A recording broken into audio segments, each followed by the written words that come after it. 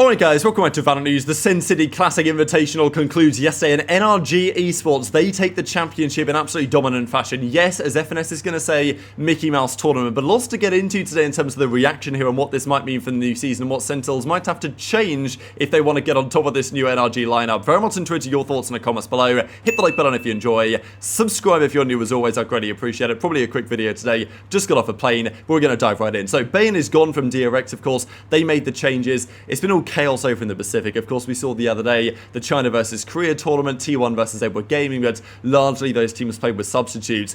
I'm excited to see the new T1, excited to see the new Gen.G. Same with DRX as well. Of course, we've got more off-season tournaments coming up soon that are going to give us more answers to our questions on these rosters. Safe made some interesting comments here as well on the situation with Sender. So, well, Safe says the following: Sender did not get kicked, he chose to take a break. He is one of the most fantastic, selfless teammates I've ever played with, and I hope that he returned to the VCT soon. So, yeah, nice to see the honesty here, because of course there were some questions going on. We'll see what happens, of course, with the brand new Vitality team.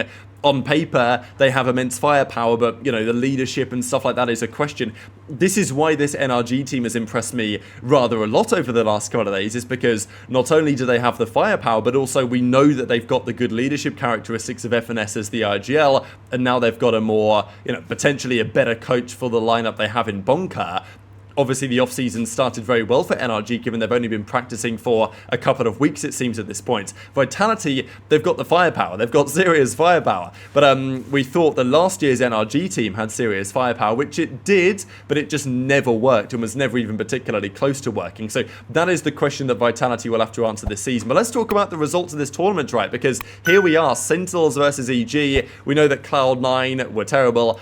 They got bopped out of the tournament basically immediately. So it was SEN EG to basically secure a place in the final to play NRG. And this one was very comfortable. Sentinels, Zekken was back in business. Obviously, this is the team of Ye, Derek, Simnature, and Supermen.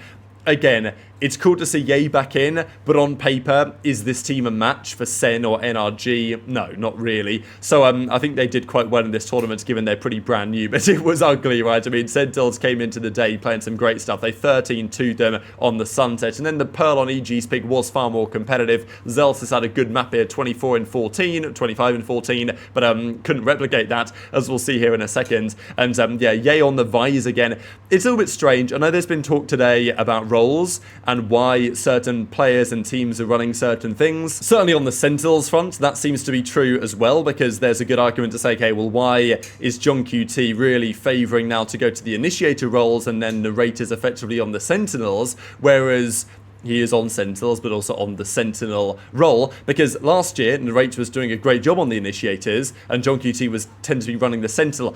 It seems to be a theory that lots of in-game leaders have, that going on the info initiator will be better for the team because they can get more info. I get it, for sure. But whether it actually is the best interest of the team, that is another debate, I guess.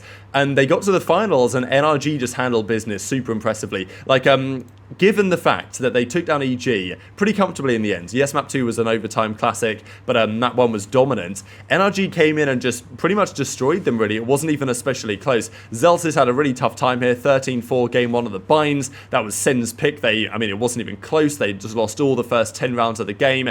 Marder 20-9 on the Rays.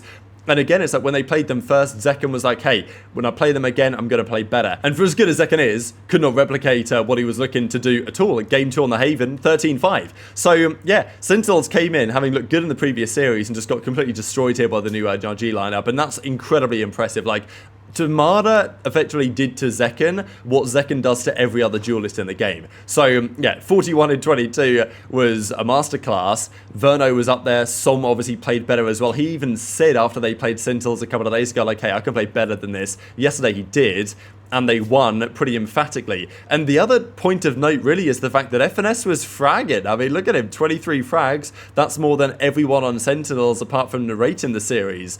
And he's not even meant to be the fragger. So you know, that's the theory that, wow, and even the headshot percentage, right, 37% headshots for FNS, like, that's higher than anyone else in the lobby. So I don't know what's been going on there. Maybe it's been going through the Boaster aim training or something. But, yeah, Finesse is fragging and delivering in the server as well. Feels to me that this Boncar pickup from a coaching POV is going to work great with Verno, obviously, and probably going to work great with Finesse as well. So they're looking really strong, this team, because Sentinels, I think, are a great benchmark. Like, these guys are incredibly good. We know how good the Sentinels roster can be. If you can beat them and beat them comfortably, I think that does show something. Now, of course, Sentinels will have some questions to answer here, just because, you know, the way that they went down in the end to NRG will be a question. Look, it's an off-season classic tournament. It is what it is. But at the same time, there is money on the line here. It's $20,000 prize pool spread over the 4 teams that came to the tournament. So obviously you're going to want to win, especially you're going to want to win your own event in front of your home fans watching effectively. And NRG come into their house and they take their trophy away. So, and Ethan didn't even have a great series, and we know what Ethan is capable of. He's a VALORANT World Champion now from 2023. So I thought just the timing of this was impressive from NRG. They've just formed the team. They've just got into practice. And already they're delivering some serious performances kind of like this. As Sabrosa says, NRG is actually looking real nice. I thought it was interesting from Zekken because, you know, they 2-0'd EG, he said grand finals soon, and then he didn't tweet anything else. So after the finals, like, imagine Zekken wasn't especially happy with his own performance and the team's performance. Yes, still nothing on the timeline as it stands. As Zelsa says, guess I'm not winning my second Sentinels Invitational MVP because this time NRG, of course. And those boys took the victory, and as Zelsis pointed out himself, yeah, map 1 against on the Pearl against EG was 25-14 dominant, and then he played the Haven against NRG and went 3-16. So, you know, it's how it goes sometimes. But of course, Zelsis, you know, he will realise that this season, if there's pressure on anyone on Sentinels, it's going to be on him. I think last year it was largely on Sassy because if the team didn't perform, the theory was, okay, maybe Sassy is going to be the odd man out. He just decided to call it a day from competitive VALORANT, and fair enough. Tens did the same, which was surprising, but that was the decision that was made. This year, because Redux is waiting in the wings, we know that Sentinels have teased this themselves, that if Zelsis doesn't perform, maybe that's a change they look to make. So, look, it's an off-season tournament. It doesn't mean all that much, but it might do in the grand scheme of things. And, you know, Zelsis obviously has to know that he's going to have to perform well this season, because if he doesn't, there are other opportunities out there on the table. FNS, as he says, 2-0 versus SEN. GG, well played. Mickey Mouse champions, right? So, yeah, great work from FNS here. Cool to see them back in business, because Redux made the point the other day on stream, didn't he, on the Sentinels podcast. He said, look, I don't think FNS is going to be able to win anything in his last year. It's going to be a challenge to do that, basically, as what he's pretty much confirmed is going to be his final year as a player. May not happen. Maybe FNS fries this year and stays around. It's possible. I mean, it's not guaranteed that he steps away. But look, NRG with Mardo and with Verno, they seem to have really taken a corner. And okay, it's a Mickey Mouse tournament, whatever.